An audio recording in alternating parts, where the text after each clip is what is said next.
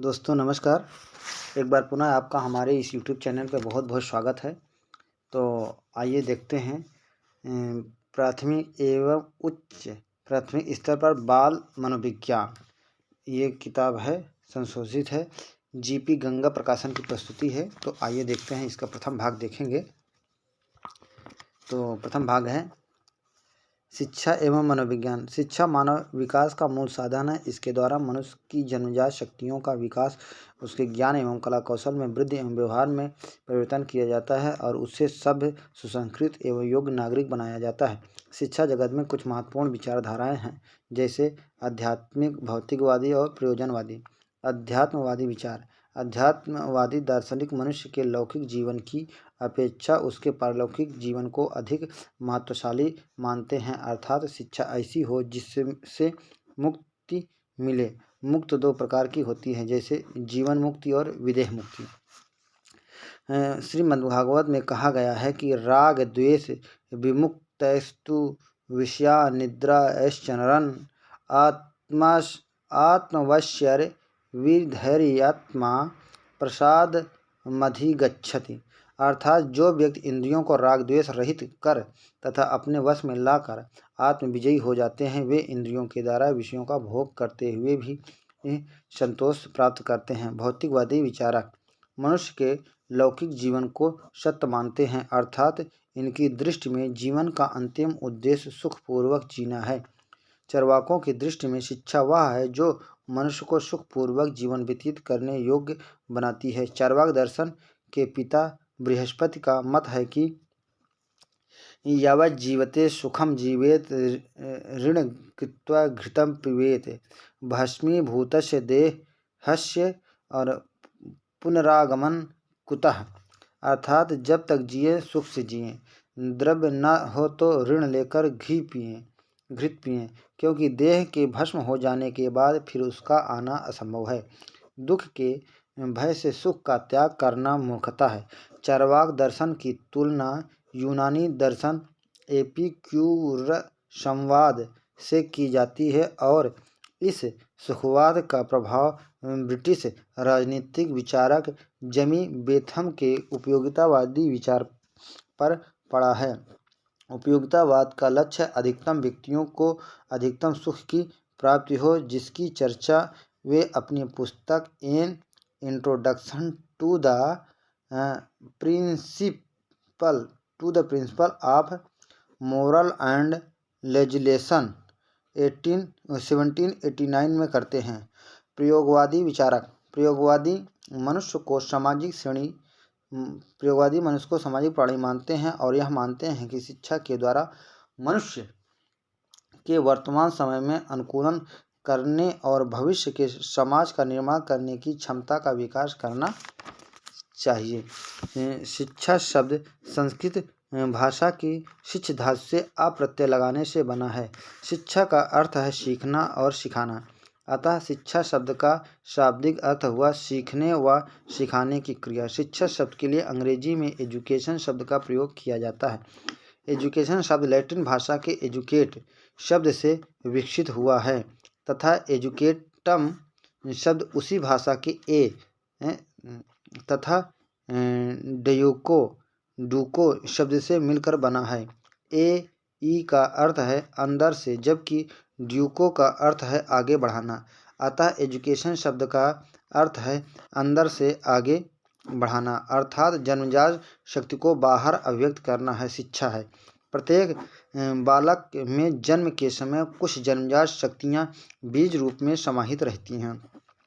उचित वातावरण के साथ संबंध स्थापित होने पर जन्मजात शक्तियाँ वह रूप में प्रकट हो जाती हैं।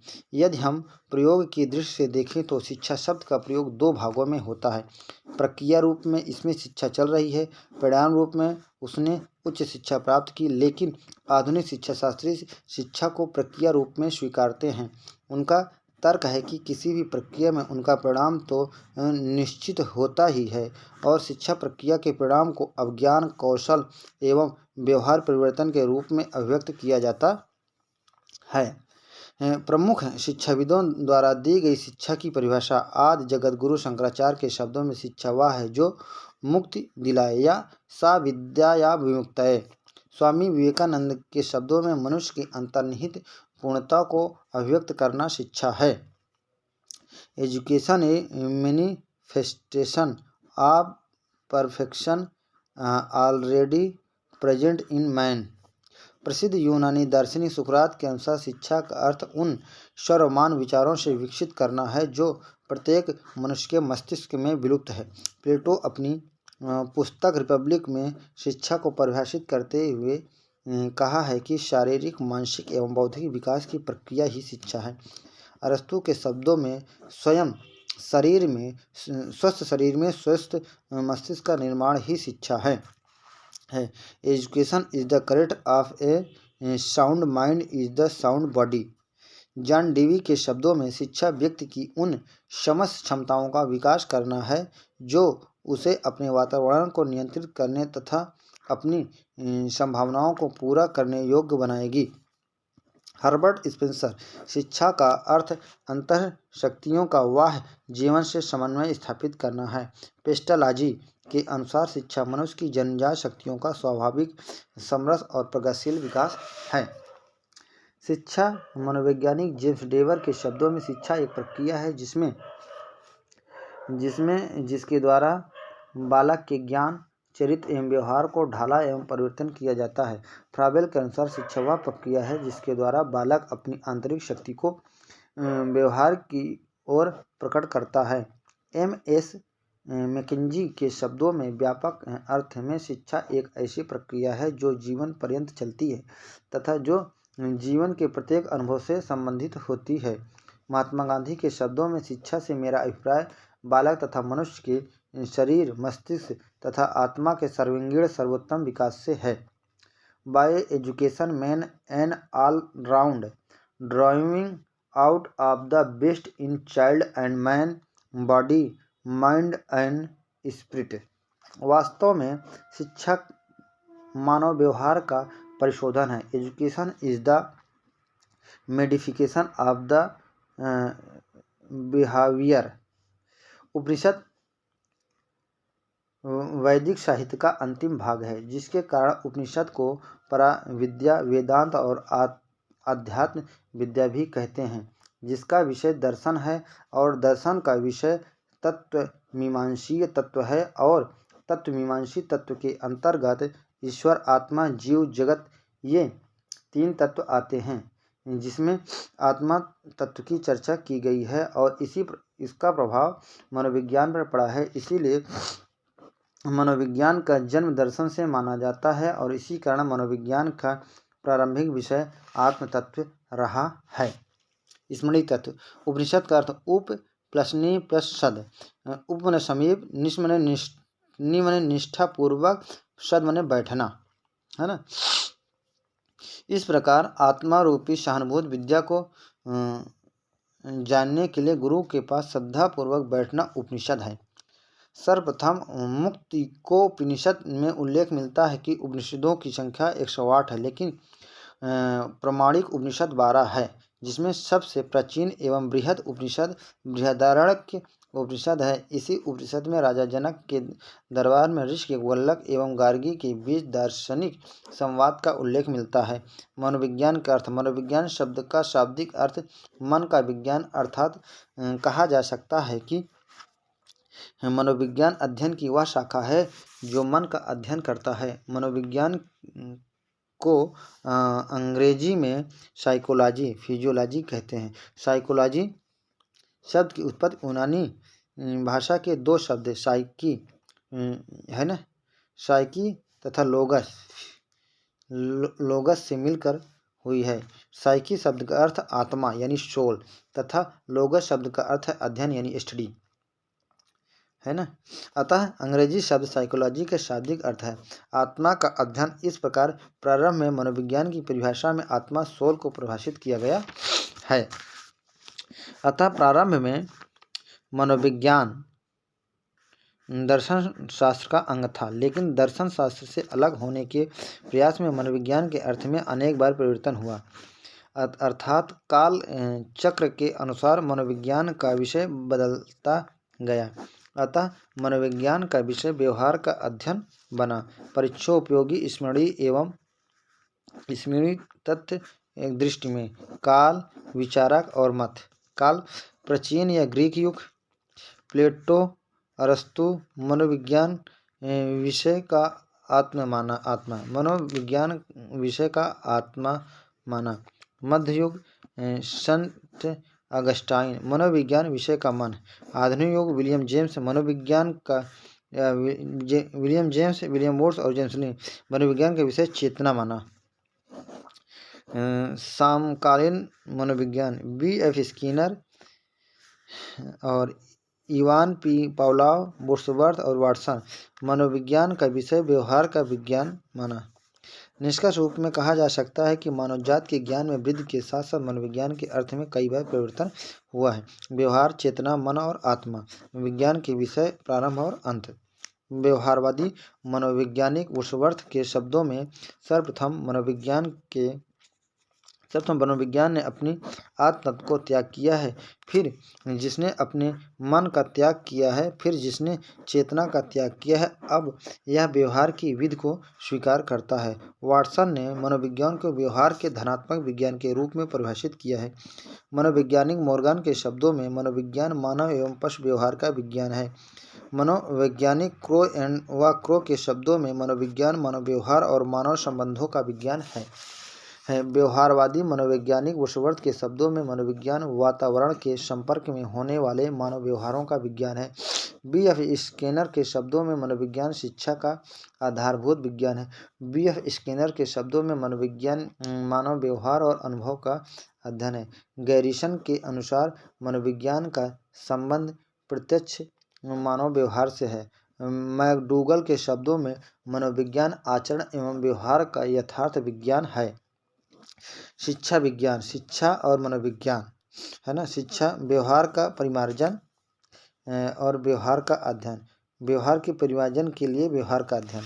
अतः निष्कर्ष रूप में कहा जा सकता है कि व्यवहार के परिमार्जन के लिए व्यवहार का अध्ययन या मानव व्यवहार को उन्नत बनाने के लिए की दृष्टि से जब व्यवहार का अध्ययन किया जाता है तो अध्ययन की इस शाखा को शिक्षा मनोविज्ञान के नाम से संबोधित किया जाता है। मनोविज्ञान क्लासनिक का मत है कि शिक्षा और मनोविज्ञान के सर्वप्रथम व्यवस्थित सिद्धांतों में से एक प्लेटो का भी था, जो अपनी पुस्तक रिपब्लिक में दिया था। इसीलिए रूसो ने रिपब्लिक को न्यायशास्त्र का ग्रंथ न मानकर शिक्षा शास्त्र का ग्रंथ माना। लेकिन अमेरिकी मनोवैज्ञानिक स्किनर महोदय ने शिक्षा मनोविज्ञान का प्रारंभ प्लेटो के शिष्य अरस्तु से माना है।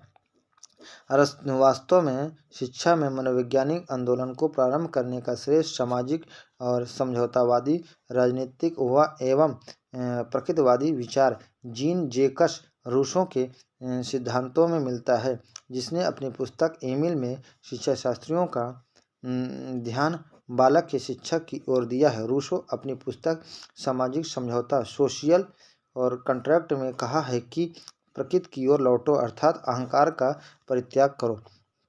अमेरिका की national society of college teacher of education संस्था के प्रयास से 20वीं शताब्दी में शिक्षा मनोविज्ञान को एक स्वतंत्र विषयों के रूप में मान्यता प्राप्त हुई है ना। अभ्यास एवं त्रुटि सिद्धांत के प्रवर्तक अमेरिका के प्रसिद्ध मनोविज्ञान एडवर्ड एल थर्नाइट को प्रथम शैक्षिक मनोवैज्ञानिक माना जाता है, क्योंकि इन्होंने अपनी पुस्तक शिक्षा मनोविज्ञान 1913 में अधिक व्यवस्थित ढंग से शिक्षा मनोविज्ञान का चिंतन प्रारंभ किया था और 20वीं शताब्दी में शिक्षा मनोविज्ञान स्पष्ट शाखा एवं विषय के रूप में विकसित हुआ। निष्कर्ष के रूप में कहा जा सकता है कि शिक्षा मनोविज्ञान व्यवहार के परिमार्जन का विज्ञान है और कहा जा सकता है कि प्राथमिक शिक्षक को बाल मनोविज्ञान का ज्ञान होना आवश्यक है, क्योंकि यह बच्चों के व्यवहार को समझने में शिक्षक की सहायता करता है। परीक्षा उपयोगी स्मरणीय तथ्य शिक्षा का त्रिध्रुवीय पक्ष ट्रिपलर एस्पेक्ट ऑफ एजुकेशन। शिक्षा के ध्रुवों के विषय में शिक्षाशास्त्री एक मत नहीं है। शिक्षाशास्त्री जॉन एडम्स इसे द्विध्रुवीय प्रक्रिया मानते हैं। उनके अनुसार शिक्षा की प्रक्रिया शिक्षार्थी और शिक्षक के बीच चलती है। इसे निम्न रूप में हम विभक्त कर सकते हैं: शिक्षा, शिक्षार्थी और शिक्षक। ठीक। रायवर्टन ने शिक्षा को त्रिध्रुवीय प्रक्रिया माना है। इसके अनुसार शिक्षक के 3 ध्रुव होते हैं: शिक्षार्थी, शिक्षक और पाठाचार्य।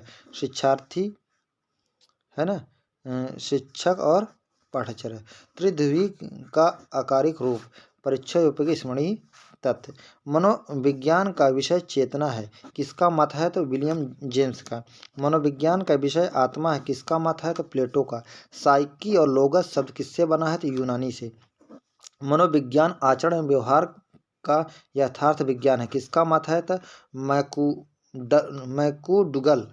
National society of college teachers of education संस्था कहाँ पे है? तो अमेरिका में है।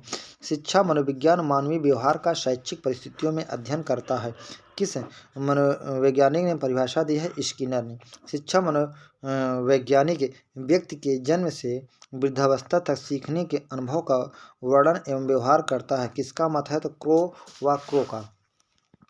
शिक्षा मनोविज्ञान नामक पुस्तक किस मनोवैज्ञानिक द्वारा लिखी गई है? तो एडवर्ड एंड थॉर्नडाइक। शिक्षा जीवन पर्यंत चलने वाली प्रक्रिया है। राष्ट्रीय जीवन में शिक्षा का कार्य है तो राष्ट्रीय संस्कृति की एकता को बनाए रखना। मनोविज्ञान का जन्म हुआ है तो दर्शन से। किससे हुआ है? दर्शन से। शिक्षा मनोविज्ञान एक स्वतंत्र विषय के रूप में आया है तो है 20वीं शताब्दी में। प्रथम आधुनिक शिक्षा मनोवैज्ञानिक है एडवर्ड एल थॉर्नडाइक। भारतीय दर्शन में मुक्ति के कितने प्रकार हैं? तो है 2। एजुकेटम शब्द विकसित हुआ है तो लैटिन से विकसित हुआ है। शिक्षा वह है जो मुक्ति दिलाए। मत है तो शंकराचार्य का। उपनिषद का विषय है तो है दर्शन। दर्शन का विषय है तो है सभी, यानी आत्मा, जीव और जगत सभी। स्वस्थ शरीर में स्वस्थ मस्तिष्क का निर्माण करना ही शिक्षा है, किसका मत है? तो अरस्तू का।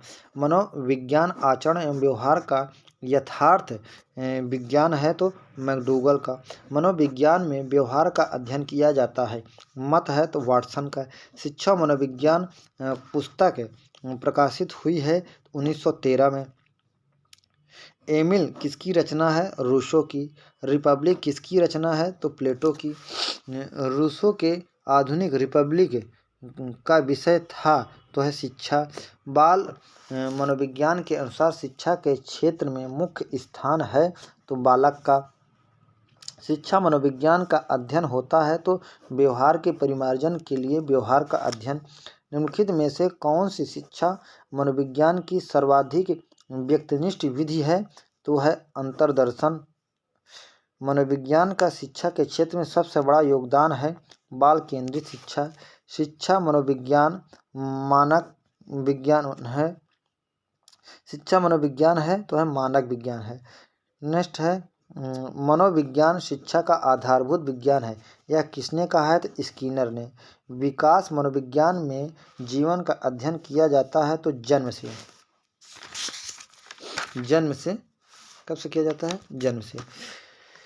प्रारंभिक शिक्षक के लिए बाल मनोविज्ञान का ज्ञान आवश्यक है क्योंकि यह बच्चों के व्यवहार को समझने में शिक्षक की सहायता करता है। बाल मनोविज्ञान के आधार पर कौन सा कथन सर्वोत्तम है? तो वो है कि प्रत्येक बच्चा विशिष्ट होता है।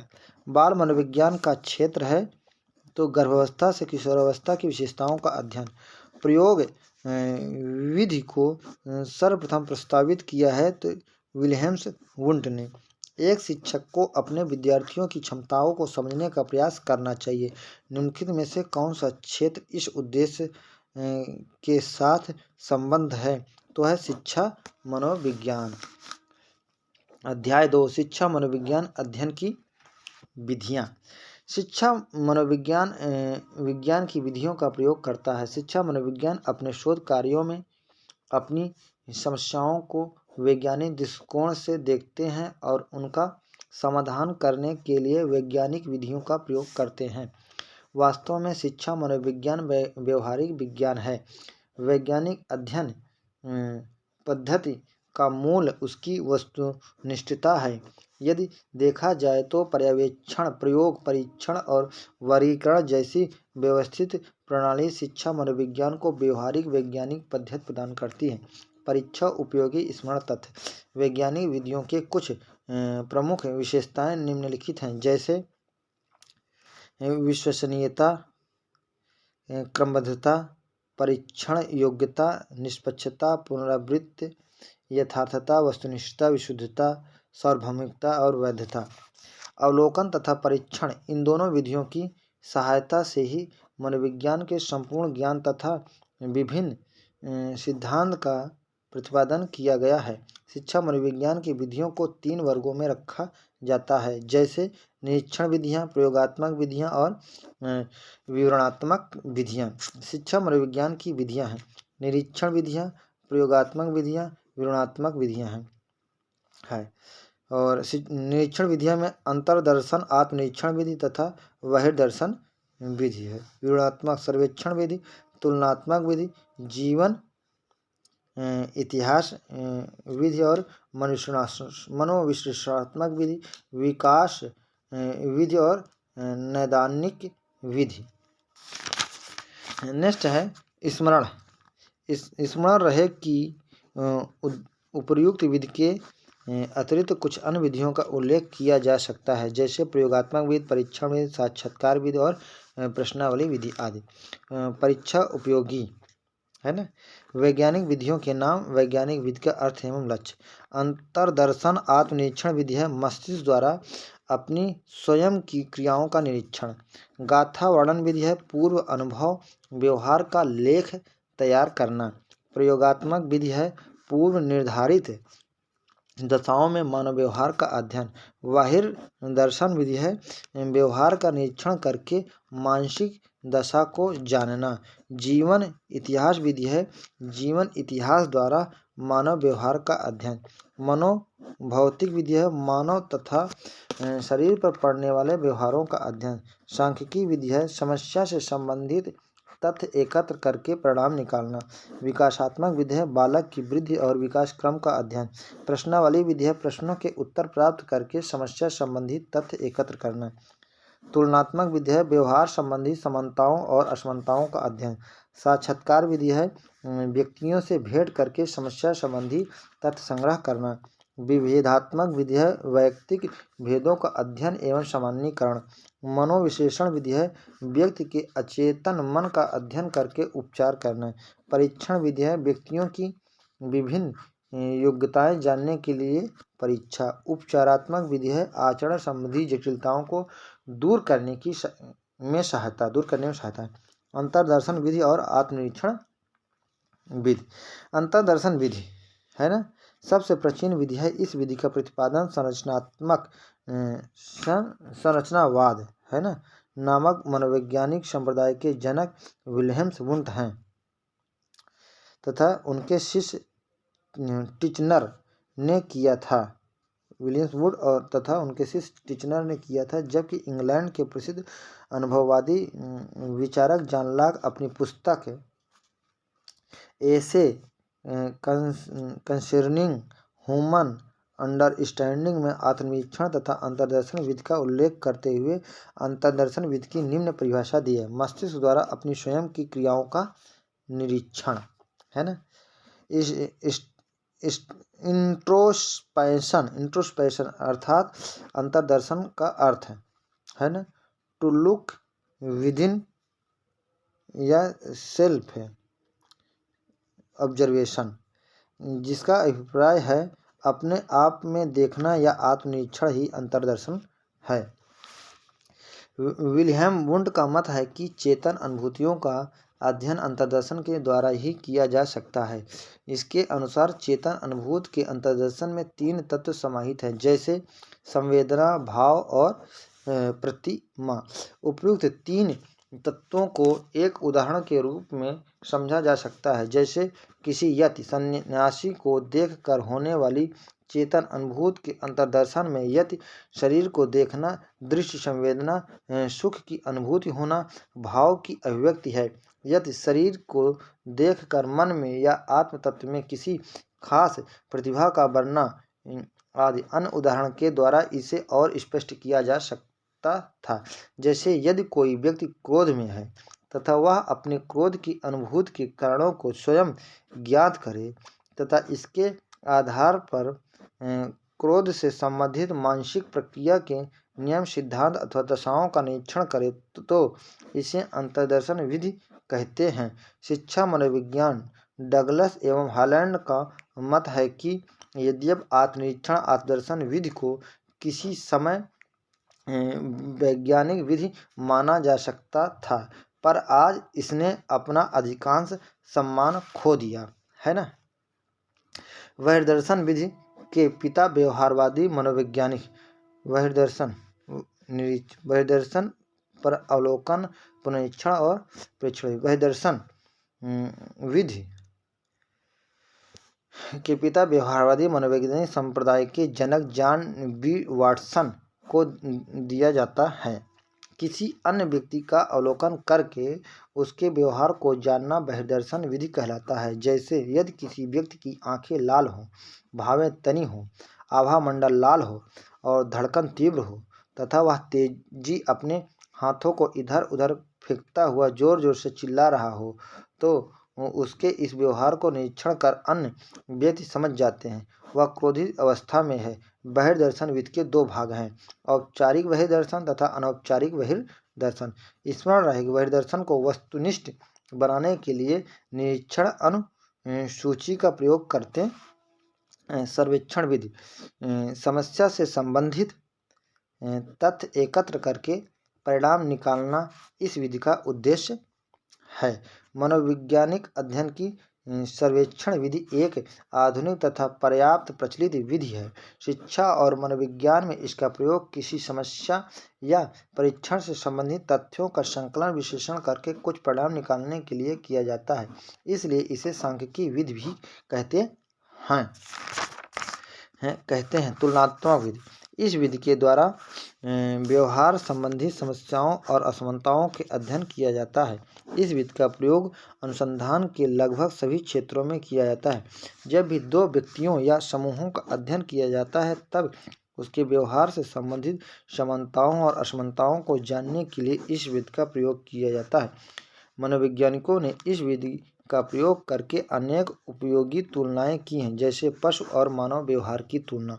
सीखने के लिए लगभग सभी सिद्धांतों का प्रतिपादन प्रारंभ में पशुओं के ऊपर प्रयोग करके किया गया था तथा बाद में मानवजात के ऊपर इसकी उपयोगिता ज्ञात की गई। पशुओं तथा अन्य प्रजातियों के व्यवहारों से तुलना करके मानव व्यवहार को समझने का प्रयास करने के कारण ही इस विधि की तुलनात्मक विधि कहा जाता है। तुलनात्मक विधि का जीवन इतिहास विधि। जीवन इतिहास विधि मनोवैज्ञानिक क्रो एंड क्रो का मत है कि जीवन इतिहास विधि का मुख्य उद्देश्य किसी कारण का निदान करना है। कभी कभी मनोवैज्ञानिकों को किसी व्यक्ति विशेष वर्ग विशेष की विलक्षण तथा समस्याओं को जानना होता है, तब मनोवैज्ञानिक सामान्य जीवन इतिहास विधि का प्रयोग करते हैं। सामान्यतः जिस व्यक्ति की विलक्षणता का मनोवैज्ञानिक अध्ययन किया जाता है तो वे निम्न व्यक्ति हो सकते हैं, जैसे अपराधी प्रवृत्ति के व्यक्ति, झगड़ालू व्यक्ति, मानसिक रोगी, समाज विरोधी कार्य करने वाले व्यक्ति, समस्यात्मक बालक, अनैतिक व्यक्ति।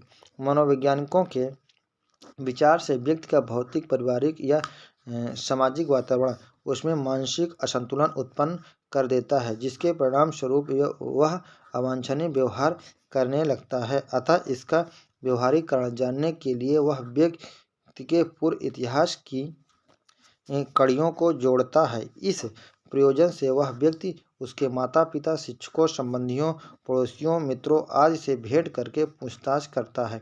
इस प्रकार वह व्यक्ति के वंशानुक्रम, पारिवारिक और सामाजिक वातावरण, रुचियों और क्रियाओं, शारीरिक स्वास्थ्य, शैक्षिक और संवेदनात्मक विकास के संबंध में आंकड़े तथ्य एकत्र करता है। इन तथ्यों की सहायता से वह कारणों की खोज कर लेता है जिनके परिणाम स्वरूप व्यक्ति मनोविकारों का विकास बनकर अनुचित व्यवहार करने लगता है।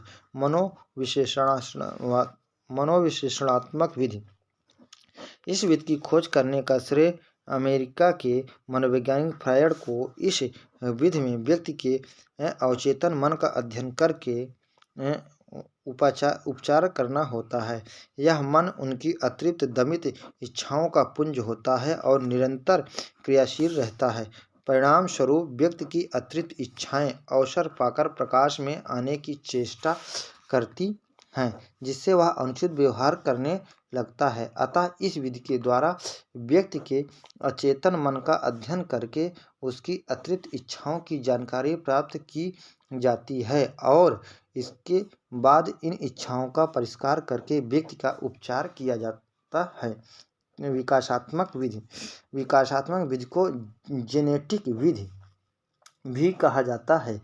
इस विधि के अंतर्गत व्यक्ति के विकास का क्रमबद्ध अध्ययन किया जाता है, अर्थात शैशवावस्था, बाल्यावस्था, किशोरावस्था, प्रौढ़ावस्था में व्यक्ति के शारीरिक, मानसिक, सामाजिक, नैतिक और संवेगात्मक आदि पक्षों का अध्ययन करके उपचार किया जाता है। नैदानिक विधि।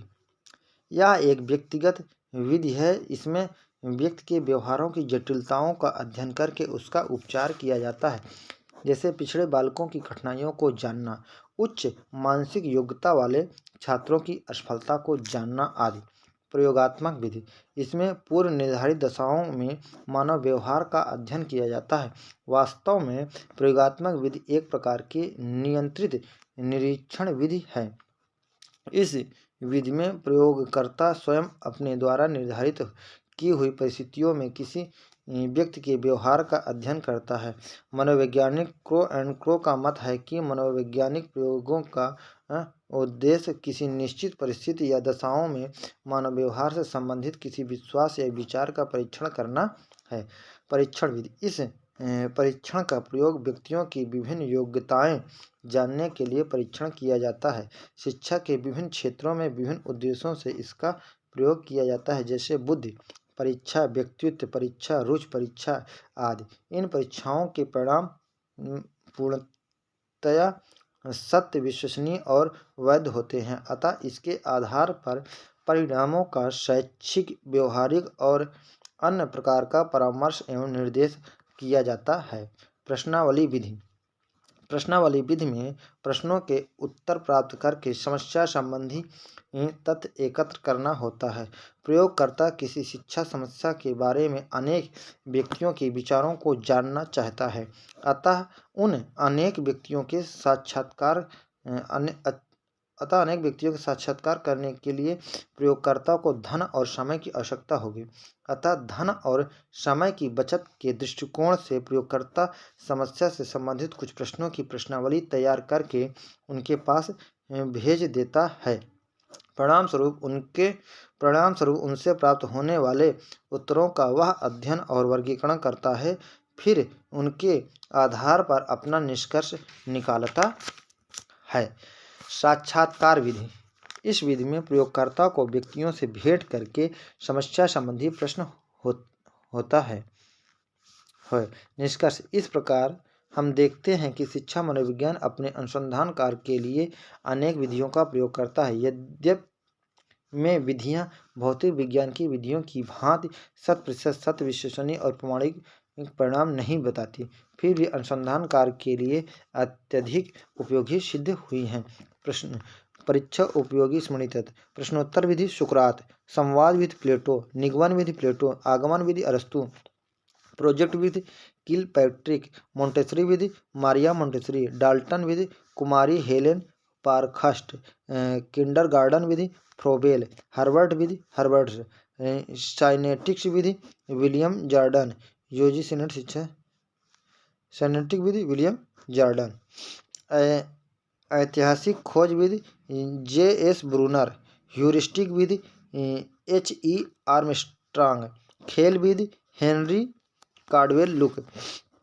स्मरणीय तत्व प्रश्नोत्तर बाएंगे। किंडरगार्टन विधि का प्रतिपादन किसने किया है? तो फ्रोबेल ने। दर्पण चित्र परीक्षण किसके मापने हेतु प्रयुक्त होता है? तो अधिगम अंतरण। एक बच्चे की बुद्धि एवं विकास के अध्ययन की सर्वाधिक अच्छी विधि कौन सी है? तो विकास विधि। क्लाउड पिक्चर टेस्ट निम्नलिखित में से किसके मापन में प्रयुक्त होता है? तो व्यक्तित्व को। कौन सी शिक्षा मनोविज्ञान की सर्वाधिक व्यक्तिनिष्ठ विधि है? तो अंतर्दर्शन विधि। वर्तमान समय में शिक्षा का सबसे उपयुक्त उपागम है सृजनवादी उपागम। उदाहरण निरीक्षण विश्लेषण वर्गीकरण किस विधि का प्रयोग है? तो आगमन विधि का। प्रोजेक्ट प्रणाली के पिता हैं तो किलपैट्रिक। कठोर शिल्प उपागम किस सिद्धांत पर आधारित है? इंजीनियरिंग। कोमल शिल्प उपागम किस सिद्धांत पर आधारित है? तो मनोवैज्ञानिक सिद्धांत। सीखने की प्रक्रिया का प्रथम सोपान है तो जिज्ञासा। सामान्य से विशेष की तर्क की प्रक्रिया निम्नलिखित में से कौन सी पद्धति है? तो निगमनात्मक। गेट्स के अनुसार अनुभव द्वारा व्यवहार में ही परिवर्तन गेट्स के अनुसार अनुभव द्वारा व्यवहार में परिवर्तन ही सीखना है। प्राथमिक स्तर पर मनुष्य की शिक्षा देने की सर्वोत्तम विधि है तो अध्यापक के व्यवहार में मूल्य स्थापन। शैशवावस्था के लिए उत्तम शिक्षण विधि है तो ये सभी है, मतलब कि मॉन्टेसरी विधि, खेल विधि और किंडरगार्टन विधि। उदाहरण निरीक्षण विश्लेषण वर्गीकरण नियमनीकरण निम्नलिखित में से किस विधि के सोपान हैं? तो है आगमन विधि के। कक्षा शिक्षण में पाठ प्रस्तावना सोपान सीखने के किस नियम पर आधारित है? तो तत्परता का नियम। अति क्रमयोजित अधिगम का प्रत्यय किसने दिया है? तो स्किनर ने। यदि पूर्व ज्ञान अनुभव नए प्रकार के ज्ञान को सीखने की सहायता करे तो उसे क्या कहते हैं? सकारात्मक परीक्षण स्थानांतरण। दर्पण चित्र परीक्षण किसको मापने हेतु प्रयुक्त होता है? तो अधिगम अंतरण। अधिगम वक्र में पठार बनाता है थकान के कारण।